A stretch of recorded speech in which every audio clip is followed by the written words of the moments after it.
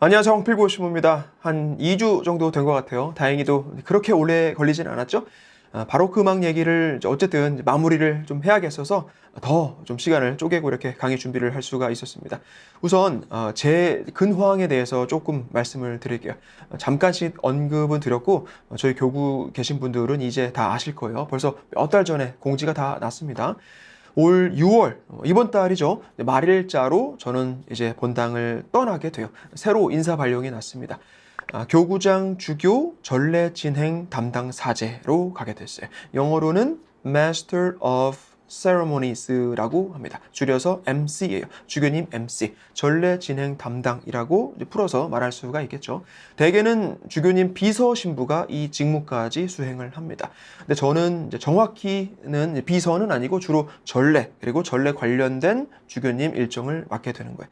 주교님 이제 거행하시는 모든 전례, 크게는 뭐 서품식이나 성유축성 미사도 있지만 본당이나 뭐 학교, 병원, 양로원, 또 묘지 등등의 뭐 사목 방문 또 뭐 견진성사 같은 즉 이제 교구 차원에서이던 이제 개별 방문지 차원이던 모든 주교님 전례 관련된 일은 제가 다 책임을 지고 이제 전례를 보다 합당하게 또 아름답게 거행이 되도록 하는 것이죠.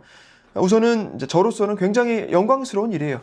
교구장 주교님 바로 옆에서 매일같이 보필을 한다는 것이 사실 저한테는 과분한 직무이죠. 물론 제가 이곳 뭐 현지에서 교육을 받고 서품도 받았지만 이제 근본적으로는 외국인이고 문화적으로도 언어 능력도 한참 부족하단 말이에요. 처음에 주교님께서 그래서 제안을 하셨을 때 너무 이렇게 좀 놀랐죠. 놀랐지만 뭐 저희 이제 멘토 신부님들 이제 조언에 따라 순명하기로 했습니다. 사실 주교님께서 뭐 저를 이제 그만큼 신뢰하신다는 의미이다라고 말씀들을 해 주시더라고요. 그래서 한편으로는 또 이 직무라는 게 전례를 보다 더 깊이 이해하고 또 교회를 더 큰 시각에서 볼 수 있고 그렇게 교회를 더 사랑할 수 있는 어떤 기회라는 생각도 들어요. 일종의 특수 사목이라고 할 수 있겠죠. 본당에서는 잠시 이제 떠나게 되지만 이런 이제 특별한 경험이라는 게 결국엔 이후에 이제 저희 본당 사목에도 또 도움이 되어서 더 시유롭게 어떻게 할 수 있는 그런 자양분이 될 겁니다. 성 안셀모 성당에서 주임으로 고작 3년 만에 떠나게 됐어요. 최소 6년은 있을 줄 알았는데 이렇게 좀 빨리 떠나게 됐네. 물론 이제 옆본당하고 이제 합병 절차에 들어가면서 어쨌든 떠나게 될 거는 분명했죠. 근데 이제 어쩌다 보니 다른 본당이 아닌 교구청으로 가게 된 거예요. 그래서 이제는 사실 이제 주교님 그 비서 신분은 대개 주교관에서 지내게 되는데 저 같은 경우에는 이제 세인 찰스 보로메오 성당이라고 브루클린 하이츠에 있는 곳에 몇 달 후부터는 이제 거처하게 됩니다. 그리고 계속해서 덕분에 계속해서 공동체 미사 같은 이제 신자들 위한 성사 집전은 기회가 주어지는 대로 여전히 합니다. 다행이죠. 위치적으로 그래서 그 주교관 또 주교좌 그리고 교구청의 제 집무실 주교님 바로 옆옆방인데 가까운 위치에 거주를 하는 거예요. 새로운 업무이니까 또 빨리 이제 배우고 적응해서 언제까지일지는 모르지만 충실하게 해내도록 할 겁니다. 자, 그러면서 이 교회사 강의도 전에 이미 말씀드렸지만 정기적으로 이어서 가기는 좀 쉽지가 않을 것 같아요. 저희 주교님께서 굉장히 열정적이시고 그만큼 또 많이 바쁘셔요. 그 말은 저도 같이 바빠진다는 얘기가 되겠죠.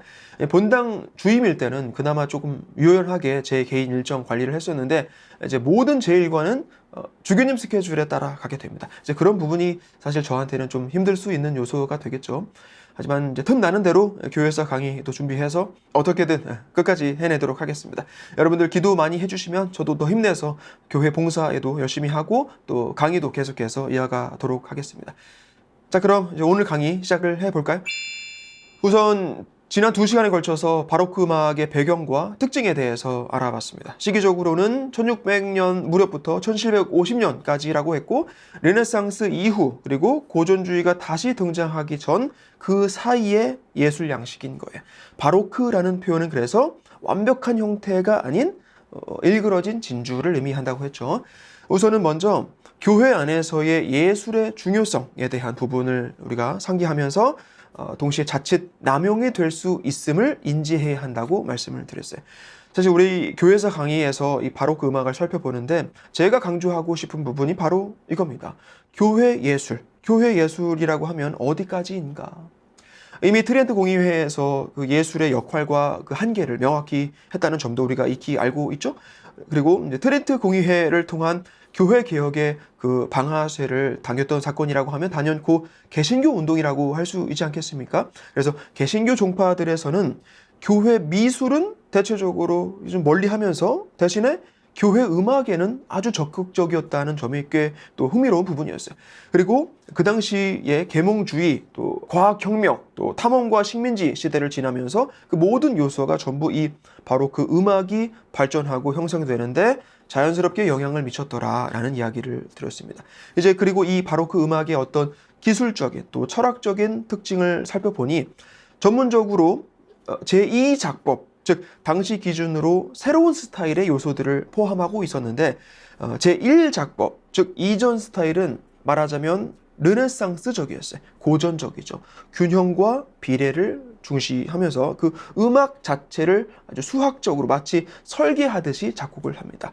그러면서 전래 음악으로서 가장 모범이 되는 작곡가를 팔레스트리나라고 이제 꼽을 수 있다라고 했죠. 그리고 이후에는 몬테베르디라는 그 작곡가, 그 시대부터 이제는 음악 자체보다 가사를 어떻게 표현할까를 고민하는 겁니다. 감정을 더 극적으로 드러낼 수 있는 그런 음악, 바로 바로크 음악이 되는 것이죠. 멜로디를 담당하는 하나의 선율이 주도를 하고 나머지는 반주 역할을 맡게 돼요. 그러면서 베이스 라인의 중요성이 인지가 되죠. 베이스가 안정화되면서 화성의 그 견고함이 또 탄탄해집니다. 그렇게 대위법도 화성의 그 조화를 기초로 해서 발전이 돼요.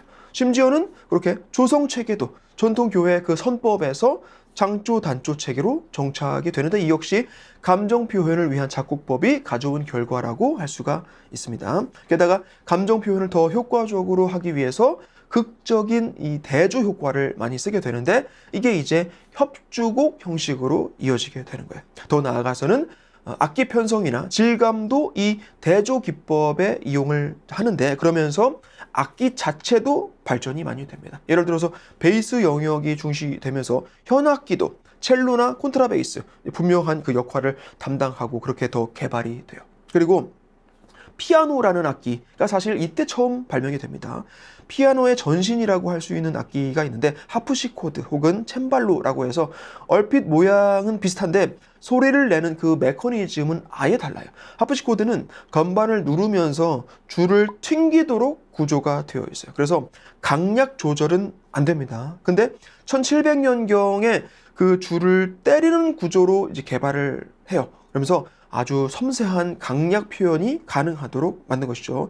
우리가 학교 음악 시간에 배웠지 않습니까? 포르테 들어보셨죠? 포르테는 강하게, 피아노 약하게, 피아니시모 여리게 뭐 이런 거 그 용어들 들어보셨을 텐데 여기서 그 피아노하게 또 포르테하게 연주할 수 있는 악기이다라고 한 것이 이제 피아노 포르테 혹은 피아노라고 이 악기를 부르기로 한 거예요.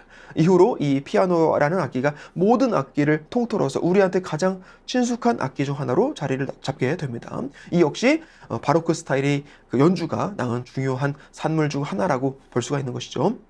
어쨌든 결국 균형과 비례를 중시했던 르네상스가 지나가고 멜로디와 가사에 중점을 두면서 감정의 표현을 강조하는 듣는 사람이 뭔가 느낄 수 있는 바로크 시대의 음악이 그렇게 탄생을 하게 된 거예요. 자, 그러면 이번 시간에는 이러한 바로크 음악의 배경과 특징이 과연 어떤 구체적인 형식으로 발달이 되고 어디에서 어떻게 쓰였고 또 대표적인 작곡가들 또 작품들 이제 여러분들도 익숙하게 기억하시는 곡들까지 조금씩 들어보도록 할 거예요. 그리고 나서는 이제 이런 형태의 곡들이 과연 전래 음악으로 어떻게 쓸 수 있는가 하는 이야기도 끝으로 나눠보도록 하겠습니다. 자, 오페라가 뭔지는 아시죠? 오페라. 앞서 말씀드린 그 바로크 시대 음악의 특징들을 가장 잘 드러내는 장르 혹은 형태의 예술이 바로 오페라예요. 오페라가 뭡니까? 음악인데 가사가 사실상 각본이라고 봐야죠. 노래하면서 가사의 표현이 이전 시대의 어느 장르보다 더 극적으로 연출이 됩니다. 연기가 들어가고 무용이 가미가 되죠. 의상에 무대랑 조명까지 꾸며요. 멜로디가 굉장히 두드러지고 나머지는 반주 혹은 코러스를 맡게 되죠. 레치타티보라고 하는 말하듯이 노래하는 부분이 있고 거기에 아리아라고 하는 독창이랑 합창이랑 왔다 갔다 하는 구성이 일반적이에요. 제2 작법의 모든 기술이 다 들어간 바로크 시대 음악의 정수를 보여줍니다.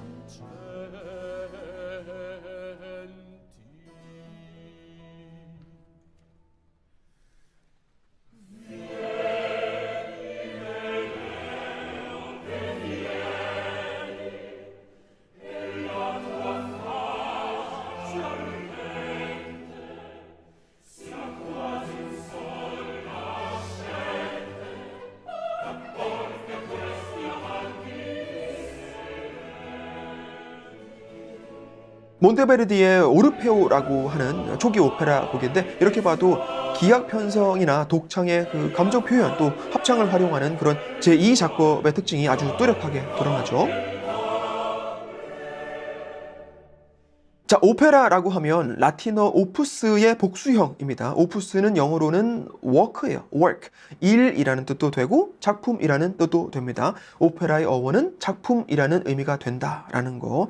그런데 오페라의 주제는 일반적으로는 세속적이에요. 세속적이라고 하면 나쁘다는 얘기가 아니라 성가가 아니다라는 의미입니다. 로맨스나 인생에 대한 고심, 역사나 신화 혹은 영웅을 찬사하는 그런 내용이 오페라의 주된 내용으로 노래가 된다는 거예요. 자, 오페라 뭔지 아시겠죠?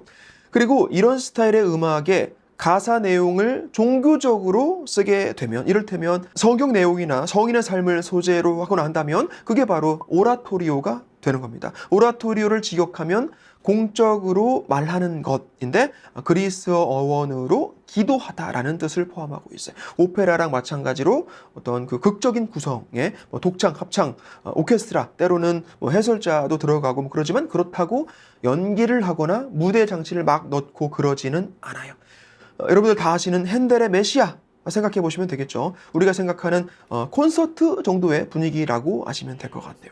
자, 오라토리오 한 곡의 일부만 좀 들어볼게요. 지아코모 카리스미의 제아프테라는 곡인데 라틴어로 쓰여졌습니다. 초기 오라토리오 대표작이라고 할 수 있는데 특히 이 곡은 로마에서 사수 시기에 연주가 됐던 작품이에요. 미사 때 쓰여졌던 건 아니고 따로 연주회용으로 만들어진 곡입니다. 자, 첫 부분만 들어봐도 대조 기법을 사용해서 감정 표현을 풍부하게 했다는 걸 들을 수가 있죠.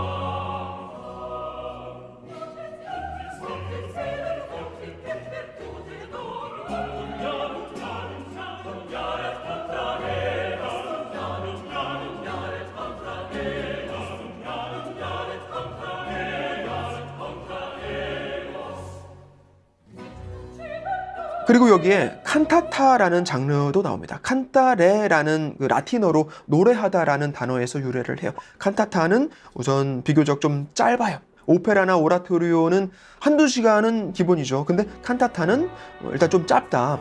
보통 한 15분에서 길어야 30분 그 정도가 됩니다. 이따가 다시 언급하겠지만 바흐도 이 칸타타를 아주 많이 썼어요.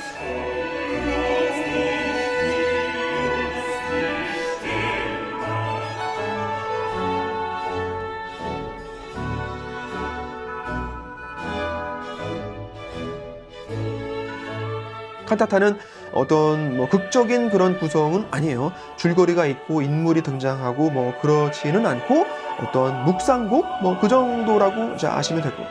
바흐의 칸타타 같은 경우에는 루터교 예배 중에 많이 연주가 되고 그럽니다.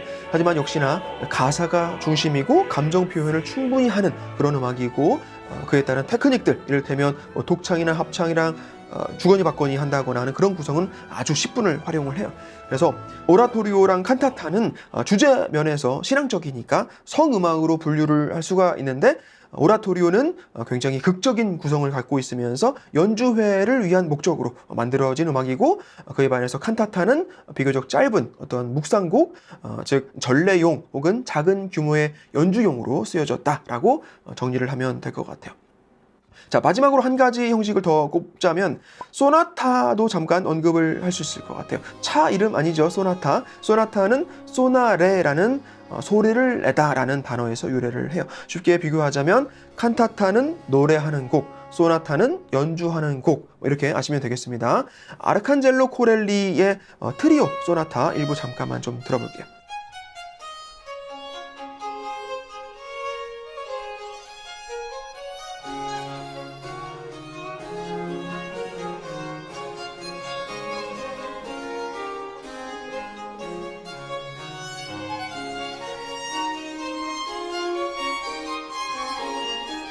초기 바로크 소나타 곡은 이런 스타일이었다라는 걸 좀 보여주는 곡인 것 같아요. 이 소나타라는 형식이 바로크 시대에 시작이 돼서 고전주의 시대에 더 형식적으로 발전되고 계속 변해가는 그런 게 있는데 거기까지는 안 갈게요. 아무튼 이런 것도 있더라라는 정도만 아시고 넘어가시면 됩니다. 자, 이제 그럼 바로크 음악 후기로 가서, 다시 말하면 바로크 음악의 완성 단계로 가서 그 시대의 대표적인 대가들, 또 그들의 작품들도 조금씩 들어보도록 하겠습니다. 우선 안토니오 비발디, 1678년생인데 비발디는 다들 들어보셨죠? 혹시 이름은 생소해도 그 음악을 못 들어보신 분은 아마 없을 거라고 생각합니다. 사계이죠. 사계절의 아름다움을 묘사한 곡이에요. 물론 긴 곡이지만 부분 해서 각종 광고나 안내 방송, 또 지하철 방송 때 그러니까 우리 삶 속에 거의 스며들어 있는 음악이라고 볼 수 있는 곡이 바로 이 비발디의 대표곡인 거예요. 비발디는 이탈리아 베네치아 출신이고 가톨릭 사제였기도 합니다. 베네치아 교구 신부였어요. 근데 아마 사제직은 좀 뒷전에 두고 음악에 훨씬 더 열중했던 것 같아요. 바로 그 음악, 특히 협주곡 형식을 정립했다라는 평가를 받게 됩니다. 바이올린 연주 실력이 거의 당대 최고였다고 하는데, 그래서 한 500곡 이상 협주곡을 작곡한 것 중에서 바이올린 협주곡이 거의 중심이 돼요. 뿐만 아니라 오페라도 많이 한 50편 이상 작곡을 하고 공연도 올리고 그랬다고 해요. 좀 이따 언급하겠지만 바흐도 이 비발디 작품들을 편곡하거나 연주를 했어요. 즉 비발디는 동시대 음악가들한테도 굉장히 큰 영향을 줬다는 얘기죠. 지금 이 시간에 비발디의 사계나 다른 협주곡을 자세히 들여다보고 분석하고 그럴 여유는 없지만 짧게나마 들어보시면 아시잖아요. 멜로디 뚜렷하죠. 우리가 워낙 많이 듣기도 했지만 아주 귀에 쏙쏙 들어옵니다. 또 다이나믹 굉장히 분명하죠. 강하게 연주했다가 또 아주 여리게 또다시 강하게 그런 대조 테크닉 굉장히 섬세해요. 그리고 계절마다 그 자연적인 현상, 이를테면 비나 천둥 아니면 새소리 그런 묘사를 예를 들어서 바이올린으로 생생하게 연주 표현을 하는 거예요. 이걸 프로그램 뮤직, 표제 음악이라고 하는데 비발디가 선구자라고 볼 수가 있는 겁니다. 여러분들 혹시 베네치아 여행 가시거나 하면 아마 가이드가 이 사계를 설명해 주거나 들려주거나 할 수 있어요. 아름다운 베네치아의 계절이 바뀌면서의 그 독특한 아름다움을 음악으로 이렇게 표현을 했구나라는 생각을 하면서 이 사계를 들으면 뭔가 또 감동을 더 느낄 수 있겠죠.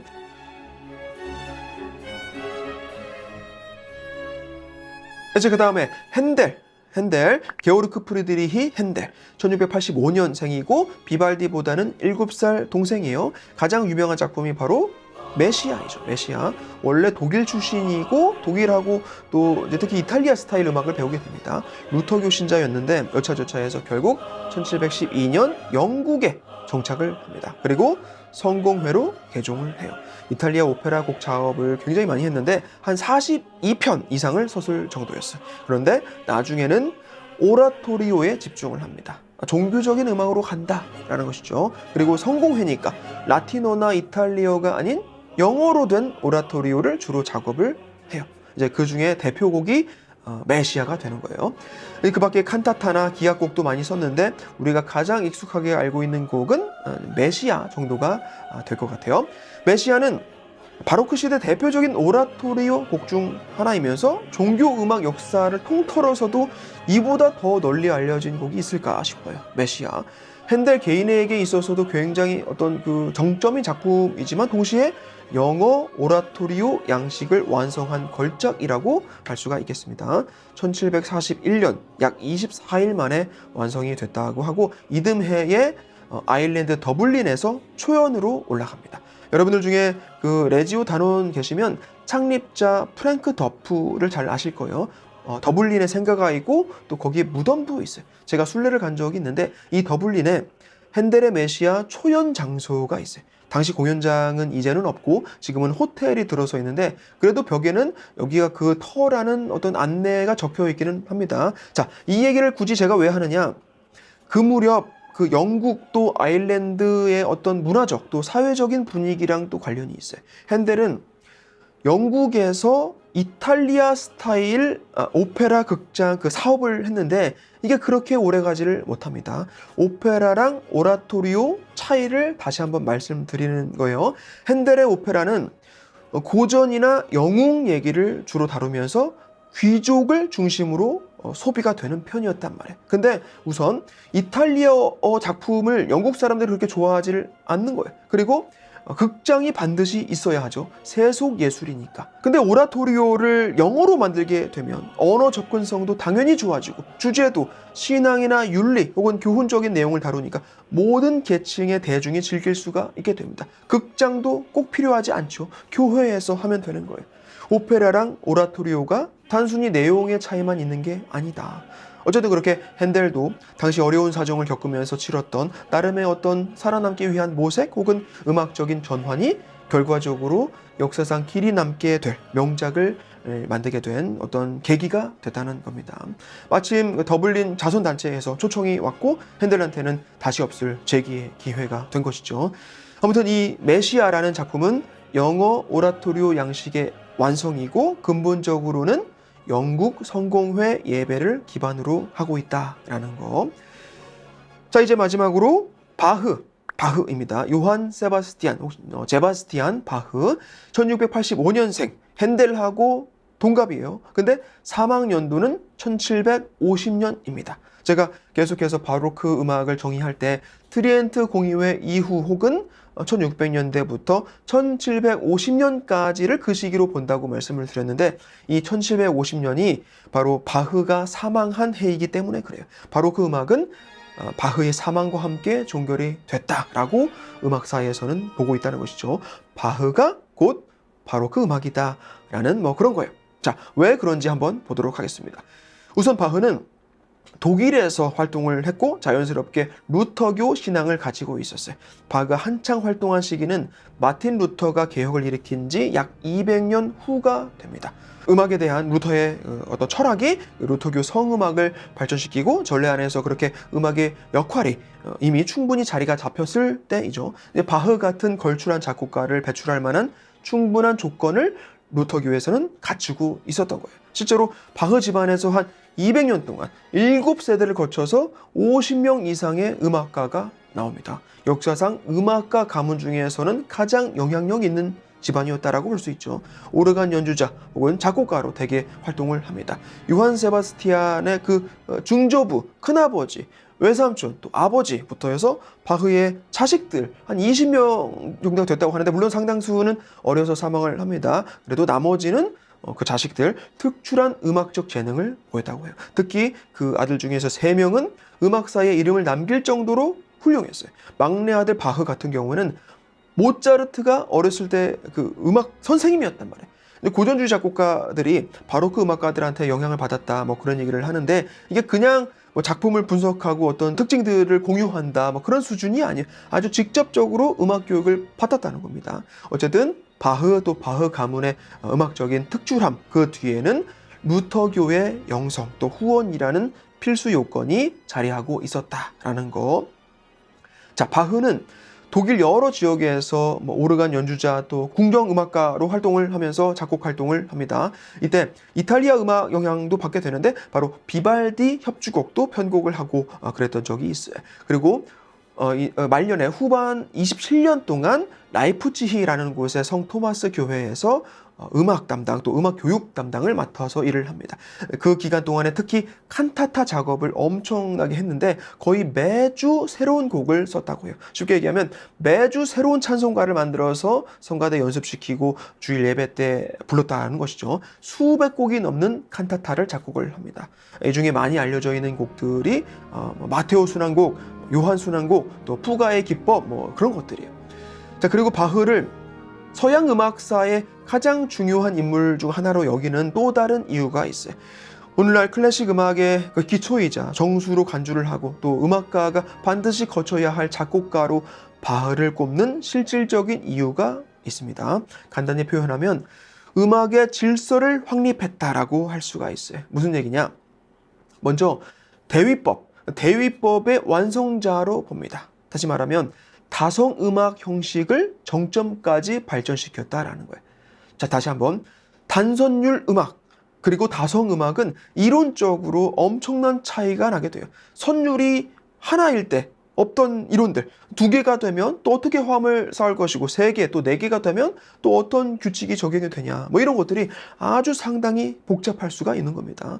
조성체계라는 또 어떻게 보면 더 근본적인 원리도 깔려 있죠. 그리고 아주 원초적으로는 조율의 방식이 그 무엇보다 더 우선 정리가 되어야 돼요. 조율이 뭔지는 아시죠? 기타 줄, 또 바이올린 그 줄 조율한다 뭐 이렇게 표현을 하잖아요.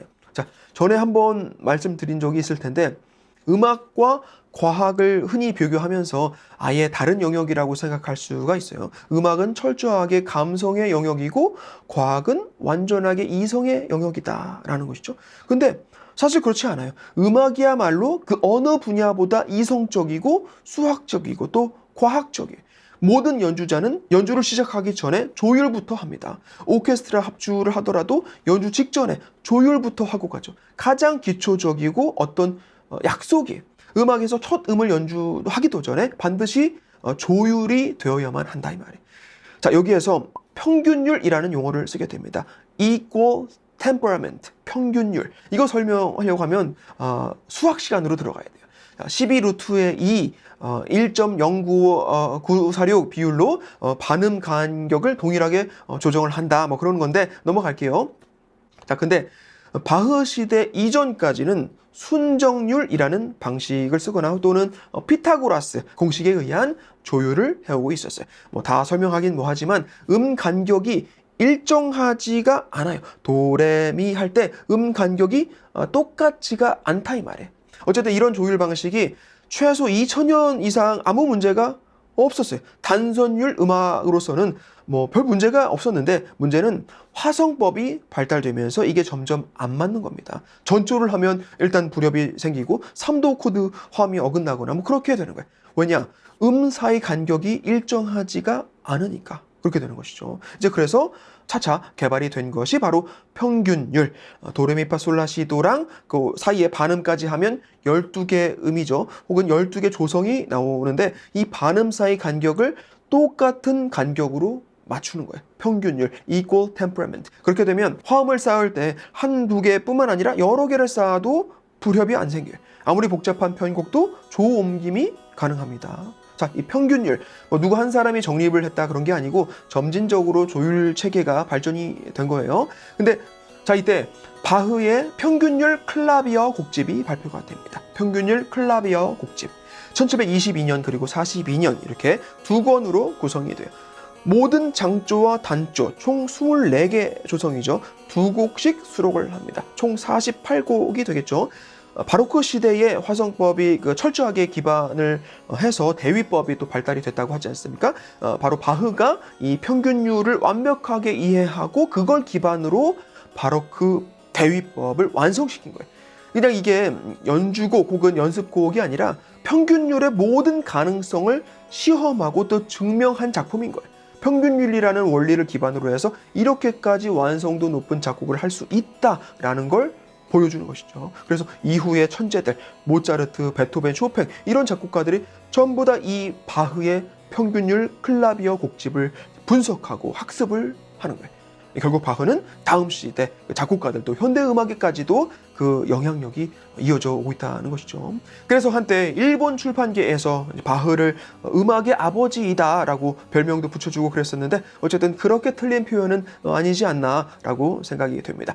그리고 이제 뭐 푸가 기법 그런 것도 있고 뭐 이론 기술적인 부분 말고도 바흐의 신심 또는 뭐 인간 내면에 대한 탐구 그런 얘기도 해볼 수 있겠지만 우리 이 시간에는 이 정도로 정리를 할게요. 그래서 이런 바로크 시대의 가톨릭, 성공회, 또 루터교 각각을 대표하는 거장들까지 살펴봤습니다. 이렇게 바로크 음악이란 가톨릭과 개신교를 초월해서 18세기 중반까지 그 특징적인 면의 절정으로 가고 있었는데, 그러는 가운데 여전히 예전 스타일, 즉 바로크의 어떤 감정 표현을 중시하는 그런 스타일이 아닌 전통적인 이상을 추구하는 팔레스트리나 작법을 고수하는, 다시 말하면 전래 음악으로서의 이상적인 작곡을 계속해서 개발해가는 그런 작곡가들도 당연히 존재를 합니다. 스틸로 안티코 음악이라고 불렀어요. 바로크 시대에 혹은 그 이후에도 계속 유지가 됩니다. 고전적인 교회 음악 양식을 가리키는 거예요. 감성을 자극하는 그런 작곡이 아닌 형식미나 여전히 균형을 더 강조한 그 화성과 대위를 추구하는 거예요. 미사나 그런 전래에서 자연스럽게 또 고귀한 분위기에 걸맞는 그런 음악이야말로 진정한 전래 음악이다라는 겁니다. 안토니오 로티라는 베네치아 작곡가가 있고, 오를란디 디 라수스라는 프랑드르 출신 작곡가도 이 스틸로 안티코 기법을 사용을 해요. 뿐만 아니라 심지어는 바흐도 전래곡으로 비단조 미사곡을 작곡했어요. 루터교 신자였던 바흐가 말년 사막 직전에 가톨릭 미사곡을 작곡한 것이 있습니다. 아무튼 그리고 푸가의 기법 그런 곡들에서도 바흐도 안티코 스틸로 기법의 전통을 계승했다라는 걸 볼 수가 있어요. 하지만 그럼에도 불구하고 이 스틸로 안티코는 거의 명맥만 유지하는 정도로 전락을 해버립니다. 당시에 워낙 그 진보적인 움직임이 지배적이었던 것이죠. 전래 안에서의 음악까지도 그 전래 음악으로서 갖춰야 할 규범이 있는데 그렇게 다 무시가 되어버리는 거예요. 오페라 음악에서 쓰던 그런 모든 기법을 동원해서 결국은 개인의 신앙적인 어떤 체험 같은 걸 끌어내는데 초점을 맞추도록 합니다. 전래라는 것은 하느님의 영광을 드러내야만 하는 것인데, 당시 바로크 시대 음악가들이 추구했던 건 신자들이 영적으로 충만함을 느끼도록 하는 것이었어요. 이제 이런 음악의 어떤 과도함, 그런 것이 가톨릭 교회 안에서도 너무나 무분별하게 팽배하는 것에 대해서 우려가 드러나기 시작을 합니다. 개신교 개혁가들이 주장했던 그런 개인의 신심, 여기에서 신심이라는 것에는 감성적인 부분이 직접적으로 관련이 되죠. 그리고 그런 개인적인 신심을 고취시키기 위해서 세속적인 요소들이 교회 음악에 깊게 침투가 되는 거예요. 그래서 이 문제를 심각하게 또 바라보고 전래 음악의 개혁을 주창했던 인물이 있었는데 바로 교황 베네딕토 14세였어요. 1749년 회칙을 하나 발표를 하는데 안누스 꾸이라고 제목을 붙입니다. 그 해에라는 뜻이에요. 교회 음악에 관련된 문서로서는 가장 중요한 문서로 평가가 됩니다. 그리고 나중에 1603년 그 비오 10세에 모투 프로프루요라고 있는데 이게 그 다음으로 중요하게 여겨지는 문서가 돼요. 아마 나중에 다시 언급을 하게 될 거예요. 이 안누스 꾸이에서 이제 그동안의 전래 음악에서의 그 음악의 남용을 지적하고 또 개혁을 제시하는 것이죠. 기도와 찬양의 본래 목적은 온데간데 없고 자극을 쫓는 음악이 성행을 한다라는 거예요. 교회가 아닌 무대 혹은 무도회장 같은 데에서나 어울릴 수 있는 그런 음악. 그렇다면 전래는 단순히 희극으로 전락이 되고 성가대원은 일개 배우에 불과하게 된다라고 합니다.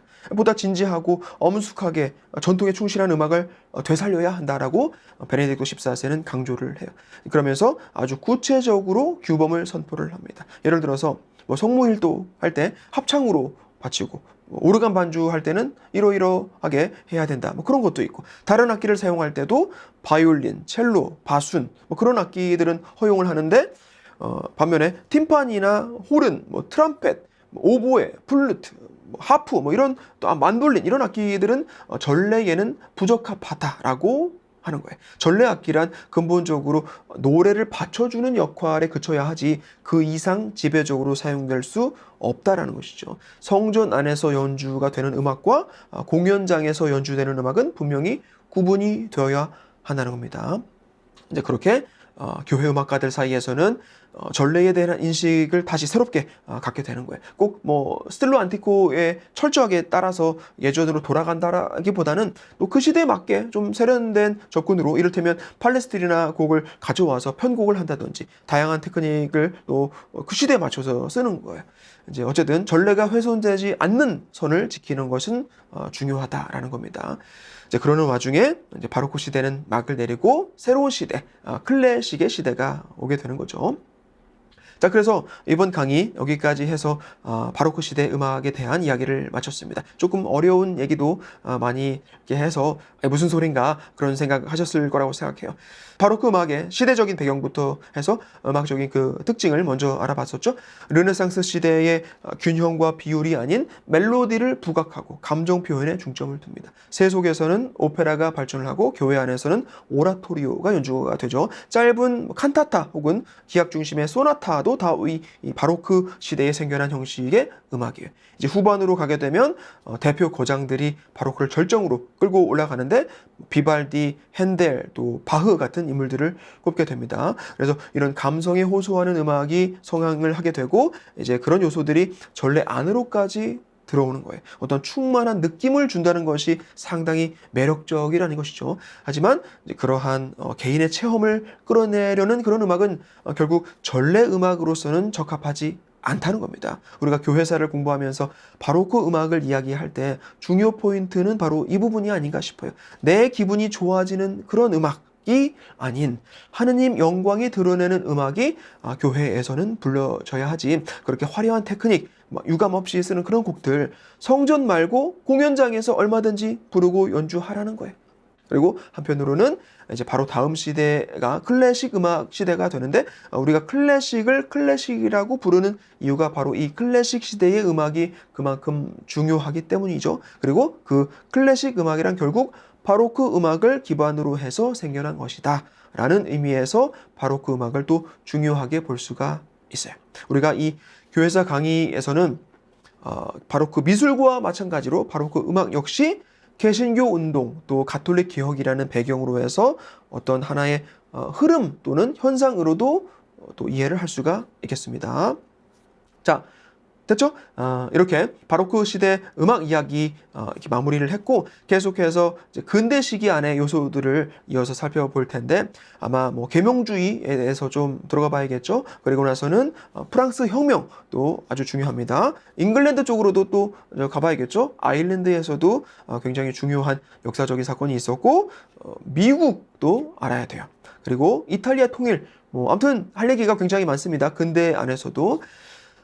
그런데 미리 예상하셨을 수 있지만 한동안은 제가 강의를 조금 쉬어야 될 것 같아요. 우선 본당 이제 며칠 안 남아서 마무리 일이 좀 있고요. 그리고 이삿짐도 싸야 돼요. 또 가서 짐 풀어야 되고 그리고 7월부터 새로운 직무도 시작을 하죠. 그리고 7월 중순 또 말경에는 제가 피정 겸 휴가로 산티아고 순례길을 떠납니다. 한국에서 아론 밴드 김용주 스테파노하고 그리고 제이팸 장원진 사도 요한 이렇게 두 찬양 사도들과 같이 걷기로 했어요. KCB 미주 가톨릭 방송 프로그램으로 영상 제작까지 할 예정입니다. 조만간에 정식으로 공지가 나갈 텐데 광고주 또 후원자도 모집을 하고 있어요. 최소 한 50편 이상의 에피소드가 KCB 채널 통해서 나갈 예정인데 많이 관심 가져주시고 전화 KCB로 문의해 주시면 감사하겠습니다. 아무튼 그래서 저는 8월 말에나 돼야 돌아와요. 그래서 교회에서 강의는 그 이후나 돼서 가능하겠다는 말씀 드립니다. 아마 순례길 걸으면서 좀 심심하면 라이브도 좀 해보고 그럴 생각인데 어쨌든 강의에서는 여러분들 여름 잘 보내시라는 인사는 이렇게 드리도록 하겠습니다. 자, 그리고 아마 내일 모레부터 제가 남부 프랑스 답사 여행 갔던 그 영상이 있어서 하나씩 이제 올라갈 텐데 작년에 갔던 거를 이제서야 소개를 할 수가 있게 됐어요. 아무튼 여름 지나고 나서 그 강의는 재개할 테니까 그동안 여러분들 건강하시고 다녀와서 뵙도록 하겠습니다. 고맙습니다.